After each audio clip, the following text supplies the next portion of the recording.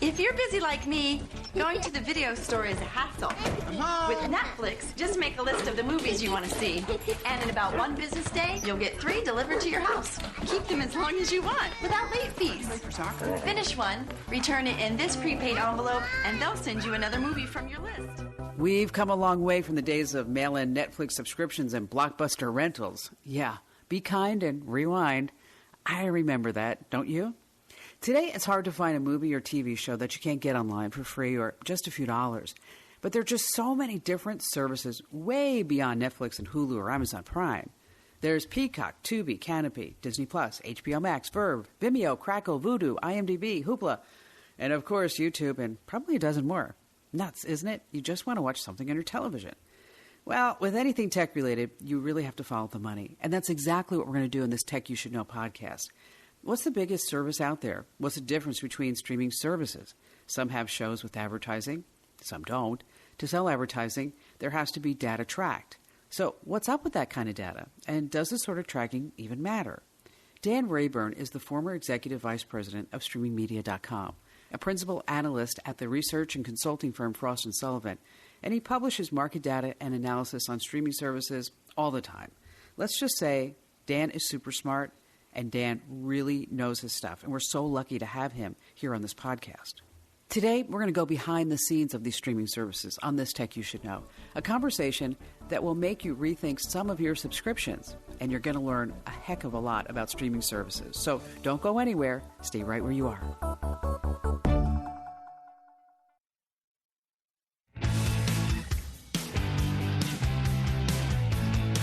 Dan, thank you so much for joining us. I mean, certainly the pandemic has had a tremendous effect on the streaming industry. Can you give us some numbers? Because everybody's sitting at home watching Netflix, Hulu, right, Disney+, HBO Max, and the list just goes on and on. What has that growth been like?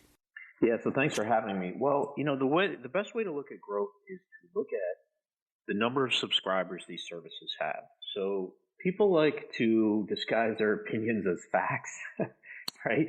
You have people who go around and go, no, this service is better than that one. Well, it depends on who you are and what you want to watch. Do you like short form, long form, original content, depth and breadth of catalog, sports, news? There's a lot of different services out there to your point. So we have to look at the number of subscribers. Disney puts out how many subscribers they have for ESPN Plus, Hulu, and they break out live versus on demand, as well as Disney Plus.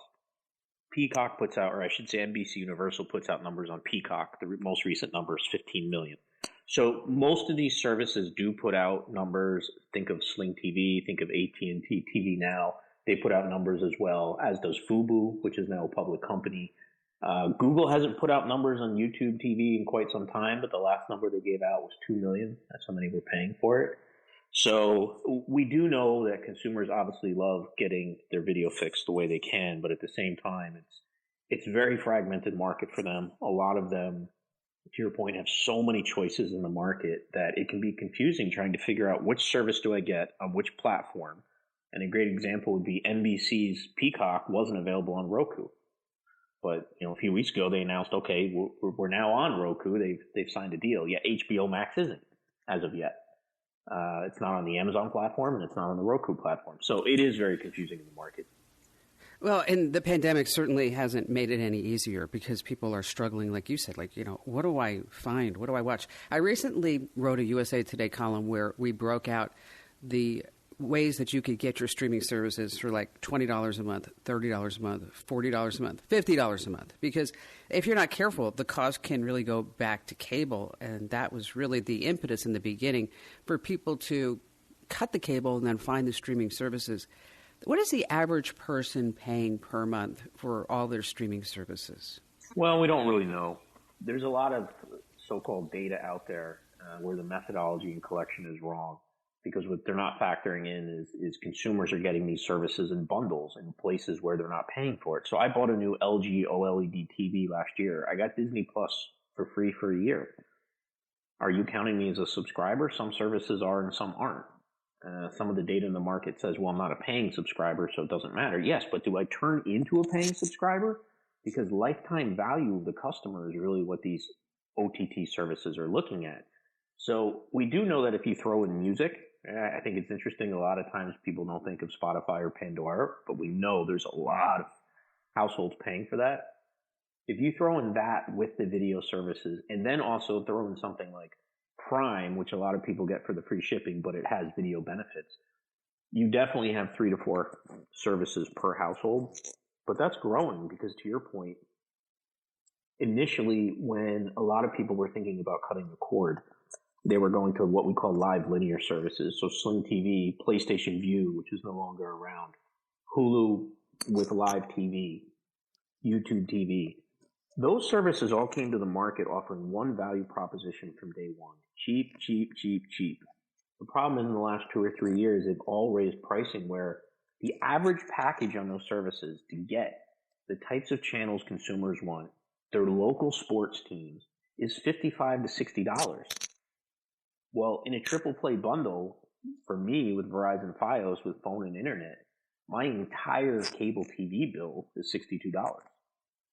So that's why we haven't seen a very large surge in the number of live streaming services out in the market. Now, when we go to AVOD and SVOD, AVOD is advertising video on demand, so services that are free that generate revenue from advertising.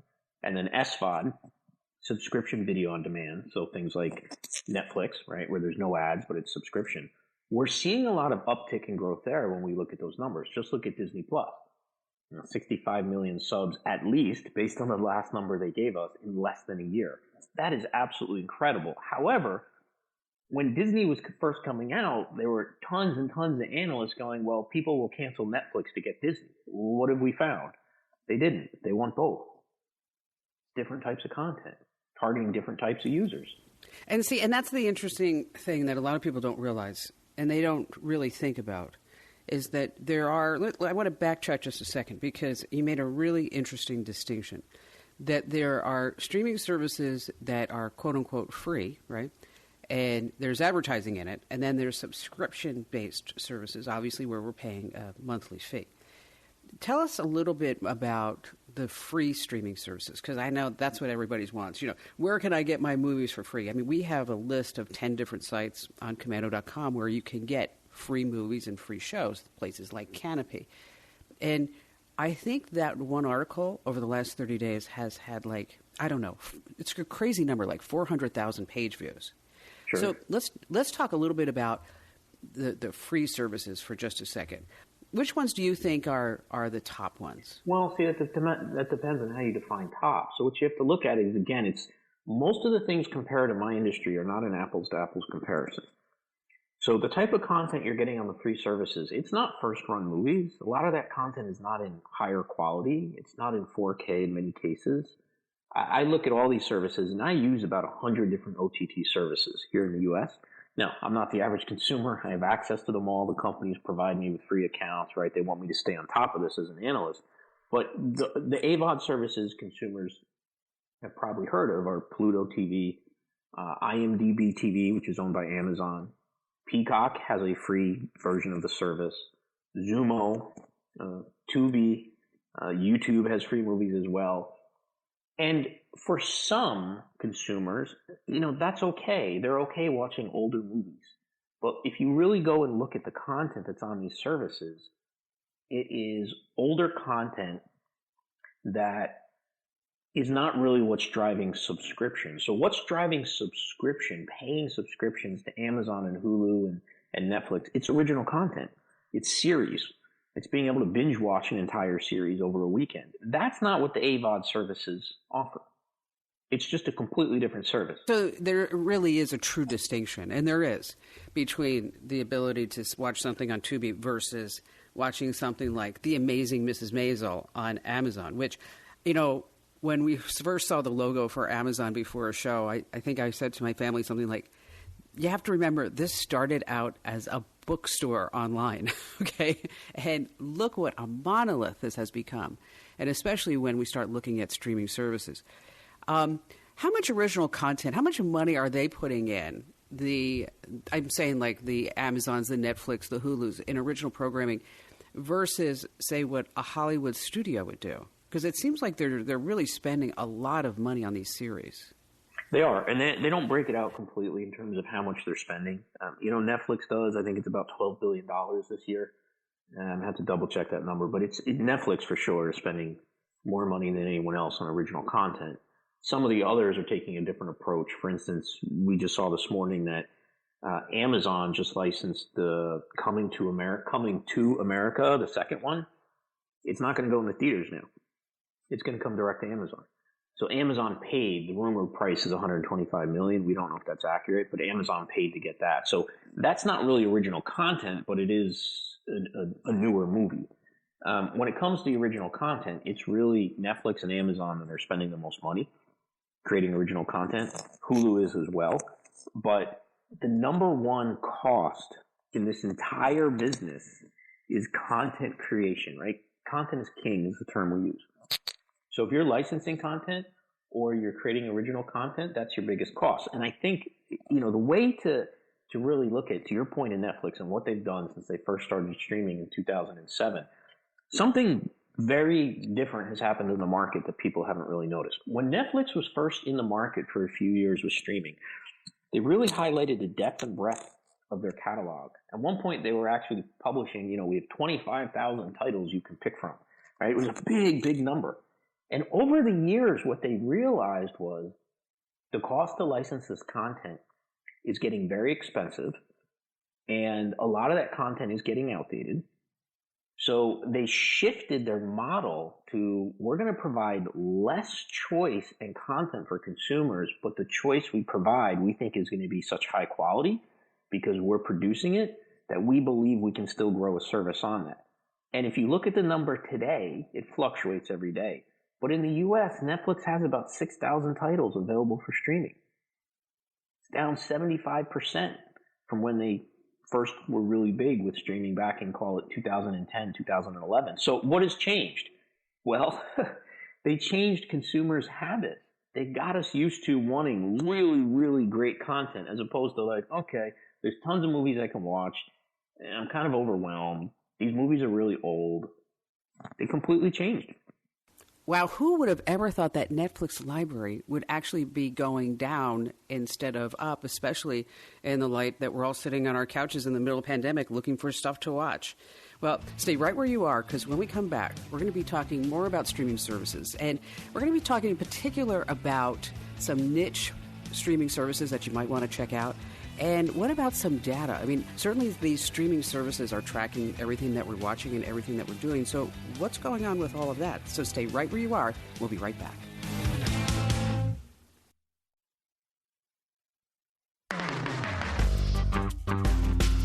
We're talking to Dan Rayburn about streaming services because, gosh, it just gets so confusing. All the different options that we have out there, all the different ways that we can get our streaming services. And it's not just video, it's also audio. So, Dan, we're just talking about Netflix's library that has gone down considerably since they actually started streaming in 2007. Is Amazon following suit? Because those two seem to be going head to head. Well, yes. I mean, they do go head to head, but keep in mind they're very different business models here. And I think this is something consumers don't realize in many cases, is that the parent company that owns a lot of these streaming services has a bigger business model. So, for instance, HBO Max, they're owned by a wireless telecommunications company, AT&T. Prime Video is owned by Amazon, a commerce platform.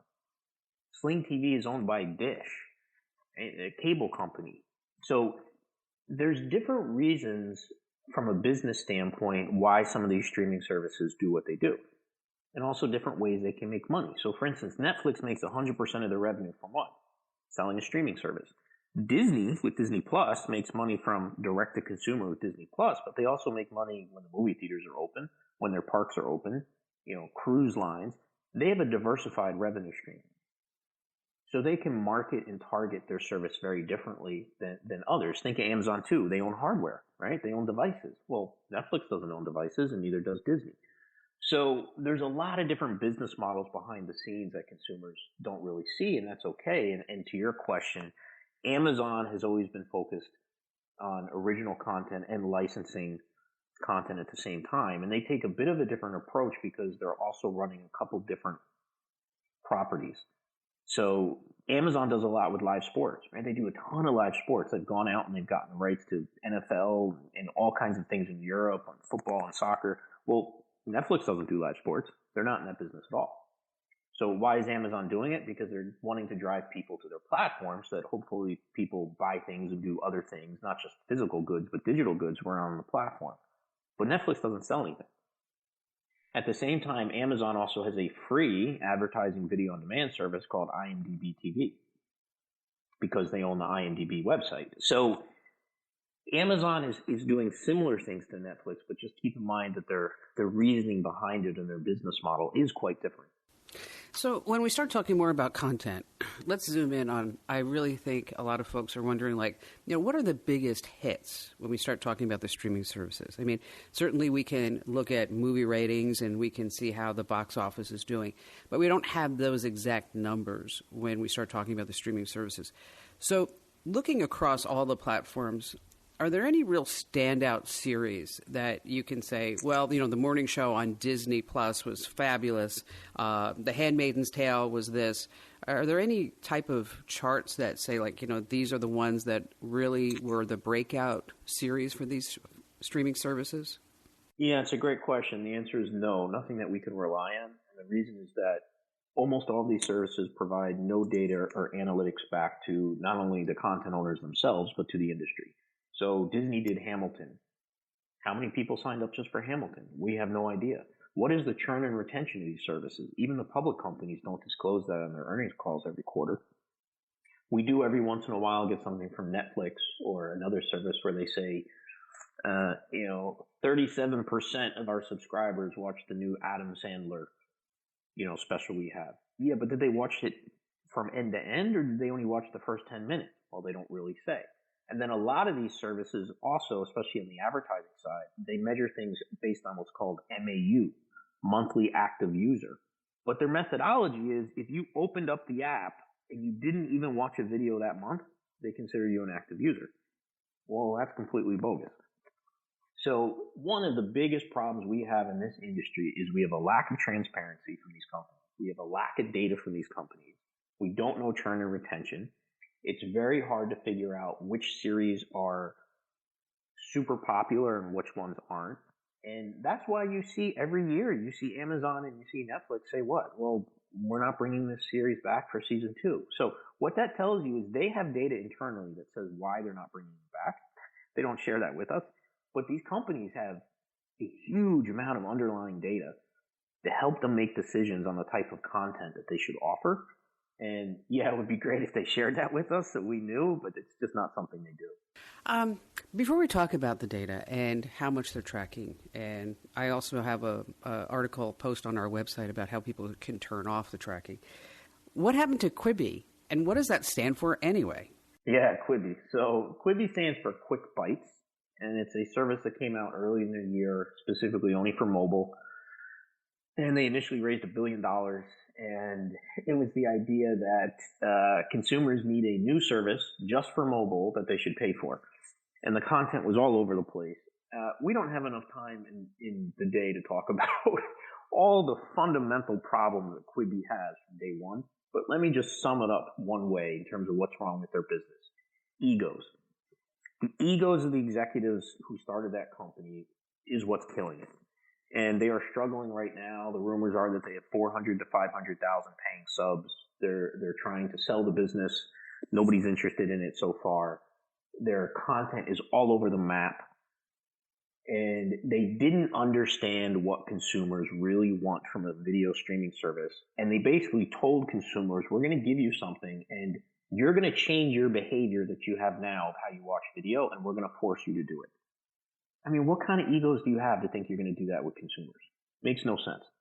And then what happened? The pandemic hit, everybody's at home, and consumers are like, well, I'd like to get this video from my iPhone to the TV, but you don't even provide an option. They didn't even provide an option for you to share it on social.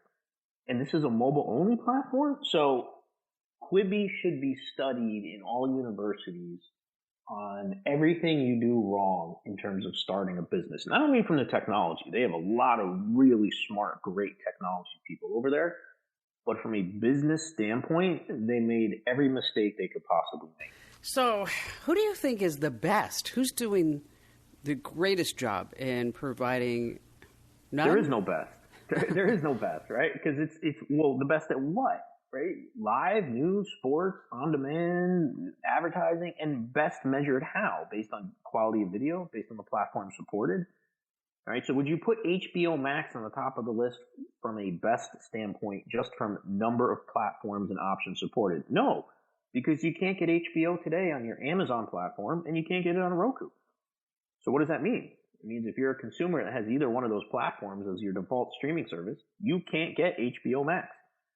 It's not physically possible. Now, we expect that AT&T, which owns HBO Max and Amazon and Roku, we do expect them to get a deal at some point done, just like NBC Universal did with Roku for the Peacock service. But you have to measure these services in many different ways. And you can't just say, okay, this one's better than this one. It may not be, but also what's best for you isn't what's best for me based on our different interests in content and how we want to view content and what the business model is. Do you want it free? Do you want it ad supported? Do you want it subscription? Do you want a combination of the two? Hulu costs you money to get, but they also insert ads. Yeah, that doesn't seem right. I mean, if you're paying for a subscription, why are you getting the ads? Yeah. But why do they? Because the content licensing costs are so expensive. It goes back to what's the biggest cost? Content. Boy, isn't this just fascinating? I mean, I hope that you're really enjoying this behind-the-scenes look at what's really going on with the streaming services, because Dan certainly knows exactly what he's talking about. And that's why I know that you love this podcast, Tech You Should Know, because we always find the top folks in their field. And it's just so invigorating for me to speak to someone who is going not just in a marketing way, but really telling us what's going on. So stay right where you are, because we're going to take a quick break for a message from our partners in this podcast, because we're really going to dive into the data. What exactly are these companies tracking, and what can you do about it? And we'll be right back.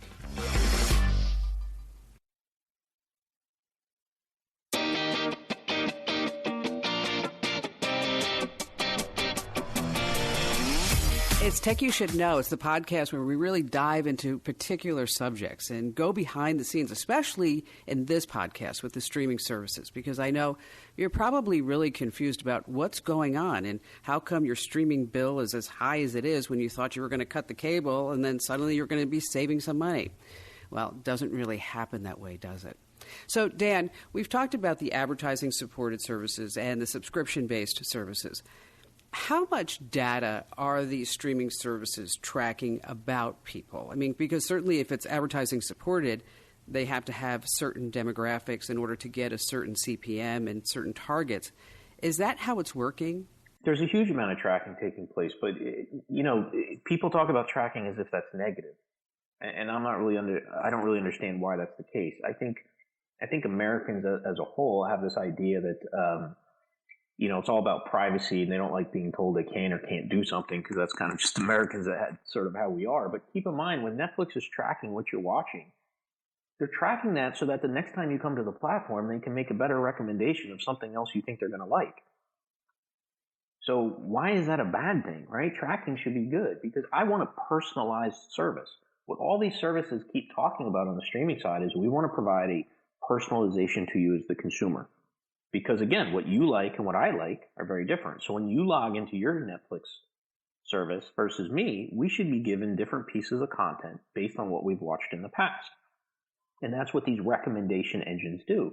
They're analyzing what we've watched, when we've watched it, the platform we're watching it on. Is it a large screen? Is it a small screen? And they're going to make recommendations to us. So I don't think there's anything wrong with that tracking. Right? That's what makes the service better. So the fact that we are being tracked in terms of our content preferences and the platform that we're on enables them to give us a better experience. So I don't think there's any downside or bad thing that these companies are doing as far as tracking. You can also opt out of it if you want to. But again, if you opt out of it, you might be given, and you will be given, content that is of no relevance to you whatsoever. So if I'm watching on Netflix, pick documentaries, original series, and whatnot, if I turn off all tracking and whatnot, the next time I come on, they might offer me kids' cartoons. Well, I'm not interested in that. So now I'm wasting time to find what I really want to watch simply because I'm not allowing them to track my habits anymore. I don't see the benefit. Well, but I think what a lot of people are afraid of is that the tracking, for example, that's happening on Facebook, is that if I only see certain things, then I'm only subject to see things of the same nature. And so because that's so pervasive, especially now because 60% or more Americans get all of their news from Facebook, is that they really don't have a total view of what's going on because it's so the algorithms are running everything that they're seeing instead of opening up a window. And so, but it's not a fair comparison. Why is that? Facebook is doing news in real time. It's doing comments from other people. It's doing political, here's what happened in the news today. That's not what Netflix does. Netflix doesn't have any live content. Netflix doesn't do live news. Netflix is doing movies and TV shows. That's all it's doing. It's also not, you're not as a user, you're not uploading any information to the platform in the sense that you're not leaving comments, right? You're not taking a political view on anything. You're not signing up to groups. Facebook is a completely different platform, and the type of information that's being collected is extremely different. And keep in mind, Facebook is collecting a lot of that for one main purpose, advertising. Well, Netflix doesn't show any advertising. But what do the advertising-supported services track? I mean, and it is true. It's two different services.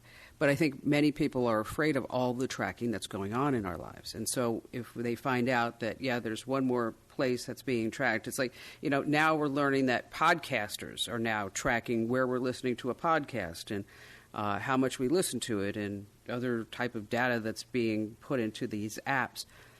Yeah, I get that, but I'm using the phrase with people with everything going on right now in the world. Look, facts over fear, right? You can run around saying, oh, I'm scared of all this and that. First and foremost, most consumers don't even know what's being tracked.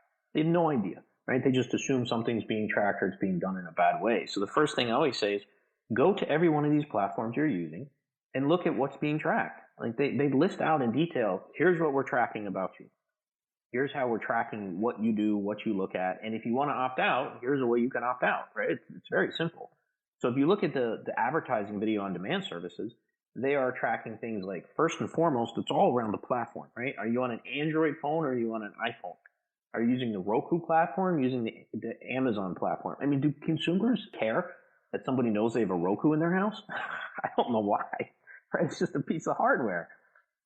So yes, there is tracking taking place so that advertisers for these advertising platforms can hopefully deliver a more targeted ad to that user based on their recommendation. So if I'm watching content that's all around sports, and let's say it's all around action and whatnot, Roku and others are going to want to sell an ad to an advertiser based on the demographic of somebody who's trying to target a product to probably a demographic of a male between 25 and 35 who likes that type of content. Showing them a video ad for, children's toys isn't targeted. So the data collection, the primary thing it's being used for is ad targeting. That's the number one thing. Yeah, because that's where you make the money, because you get a higher CPM if you know that that's a male 25 to 34 and that they may have a couple of kids in the house or they're single or whatever. So it's the more data points that you can get on somebody, the higher that's likely. Yeah, the more targeted, but also how it works with engagement, right? Because it's one thing to target an ad. It's another thing to track how engaged was the person with the ad. So engagement is the biggest high-level umbrella term they're using from a metric standpoint of anyone can deliver an ad, but was the viewer engaged with it? How do they actually track the engagement? I mean, is there the option to click on something? Great question. So none of them will detail it. Right? They don't really go into details because they all consider this sort of proprietary and secret. But the way they're tracking engagement is really around, well, first and foremost, did you watch the entire ad or did you close it out? Did you actually click through if you're able to? Did you click through on the ad for more information? Did you open up your browser if you're on the computer and Google what that product was? So there's different ways that they're tracking engagement. Some of it is definitely a bit high level, and a little bit of it for some of these that I've seen, it's a guessing game. But they're trying to get back to advertisers and saying, we want to do more than just deliver the right ad for you. We want to deliver it to the right person. And then we're hoping we can tell you back, here's the business return on investment in terms of you delivering that ad. What is the uplift? Now, maybe the person didn't buy the ad, but they went on Twitter and they tweeted out something about that particular product. Right? There's different ways to track it there. It's harder to do that on streaming platforms because they don't have browsers on them. So if you're watching something on the Roku, you can't all of a sudden pull up a browser and Google a product, but you can do that online. That's really fascinating because we sell advertising, obviously, on national radio, network radio, and also online. And it's always interesting to me how the sponsors and how the advertisers will be doing the tracking and what type of return on investment do they really want. Where do you think the future of streaming services is going? The future is what we have now. We have a lot of options in the market. We have a lot of different choices for consumers. And I've always said I think all consumers would say choice is great, right? We like lots of choices. At the same time, with choice comes complexity and fragmentation in the market. So many consumers, I think, are saying, geez, how many streaming services do we need? And the biggest frustration for them is, and I know this just because I talk to all my friends who are not like in the space, they're the average consumer. And for instance, they like a series, Friends, Pick the Office, whatever it is, right? And they're used to watching it on Netflix, Amazon, whatever. And then one day they can't see it anymore. They can't find it. Well, that's weird. What happened? Well, it turns out Friends is no longer on Office. It now went to another platform. Well, they don't know that. They're not tracking which series goes to which platform for which period of time, and then it comes back to this platform or it's exclusive over here. That's extremely confusing. The other thing you find too is we call it the windowing. It's called the windowing of content, meaning how quickly does it take content to be in a certain window of distribution. So just think of movies, right? When a movie comes to the movie theater, it's in the movie theater for a certain period of time. Then what happens? Then it comes to on-demand rentals through your cable company. Then it comes to DVDs. Right? That's the windowing. The windowing has been compressed on the streaming side because things are coming to streaming platforms much faster. But for instance, you'll see things take Fargo, the new series out. Take things that the New York Times is doing. It's interesting when you see the ads on TV, how it says, streaming on this service tonight. Oh, and available the next day on Hulu. So it's actually not available at the same time. But consumers don't get that, right? Or they go to watch a series and the entire series isn't available. It's only the first 2 episodes because episodes 3 and 4 don't come until 6 months later. Yes, it does get really confusing. I mean, take Schitt's Creek. Fabulous series. Okay, we watched the whole thing by buying it on Apple Plus, and then now it's for free on Netflix. And it's like, well, we were just sitting around saying, okay, that was Series 6. Did we watch that? I mean, or is that new on Netflix? It does get really confusing when they put the content on all these different services, and then people are sitting back saying, now where is it? Dan, thank you so much for joining us. Is there anything else that we should know about streaming services? Thank you for having me. I mean, there's so much to talk about with streaming services. The one recommendation I'd make to consumers is don't let it overwhelm you. Right? There's 3 easy steps to figure this out. First and foremost, decide what type of content you like. Right? We all have very busy days now. Right? We only have a limited amount of time in the day that we can go on Facebook or go on LinkedIn or all the social platforms or Instagram or Netflix or Amazon. We have a limited number of hours in the day. So first and foremost, figure out what type of content do you like in the time that you have? Second, what type of business model do you like the most?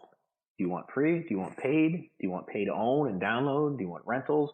It's probably a combination of all of those. And then third, think about bundling. Bundling is important because a lot of services you might be taking now, when you go to renew them, might provide a free service to you.